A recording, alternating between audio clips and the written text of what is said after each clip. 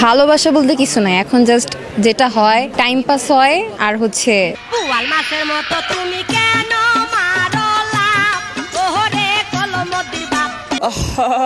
নারী কত সুন্দর অভিনয় করে, অভিনয়ের জন্য নারী সেরা রে। TikToker TikToker TikToker TikToker video করতেছস কেন? থাপড়ে দাঁত ফলাই দেবো। টিকটকার আরো বানাও বউ নিয়ে ভিডিও, তাহলে মানুষ রাস্তাঘাটে এভাবেই সম্মান করবে।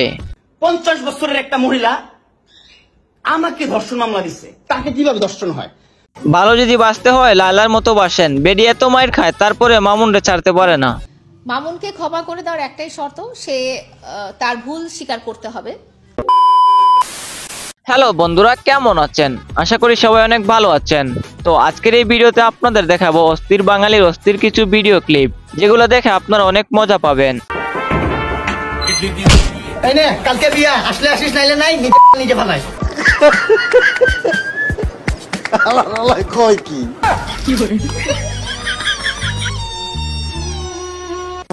আর হ্যাঁ, এমন আরো ভিডিও পেতে একটি লাইক দিয়ে আমাদের চ্যানেলটি সাবস্ক্রাইব করবেন। নারী কত সুন্দর অভিনয় করে, অভিনয়ের জন্য নারী সেরা রে। এতদিনে মনে হচ্ছে এই ডায়লগটার পূর্ণতা পেল।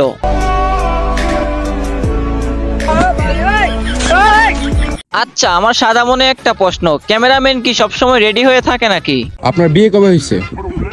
আমি দুঃখের দিন মনে করি।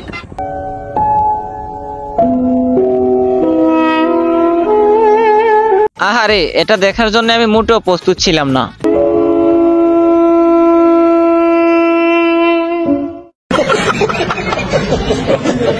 বাইরে ভাই, প্রথমে তো অনেক ইমোশনাল হয়ে গিয়েছিলাম, তারপর না হেসে থাকতে পারলাম না।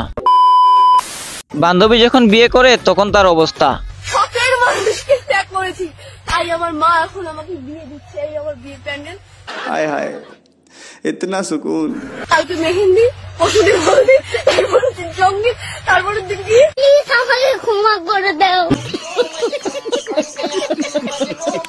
শোন না, কাল রাত্রে আমার বয়ফ্রেন্ডকে আই লাভ ইউ মেসেজ পাঠাতে গিয়ে ওটা ভুল করে তোর কাছে চলে গিয়েছে।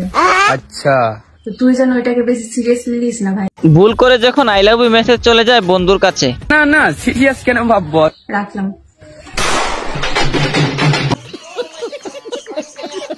আহারে বেচারা, সিরিয়াস তো হয়নি, কিন্তু একটু বেশি ভেবে নিয়েছিল।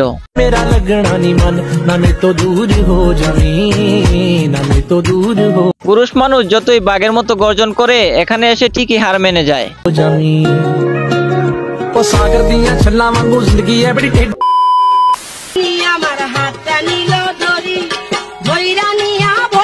আপু তো পাকা খেলোয়াড়, দেখেই বোঝা যায়। কে পায়েল, আপনি তো একাধিক বিয়ে করেছেন। একাধিক বিয়ে হয়েছে মানে নাটকে আর কি।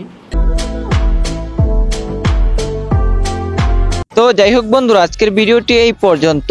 আর এমন আরো ভিডিও পেতে একটি লাইক দিয়ে আমাদের চ্যানেলটি সাবস্ক্রাইব করবেন। তো আজকের মতো বিদায় নিচ্ছি, সবাই ভালো থাকবেন, সুস্থ থাকবেন।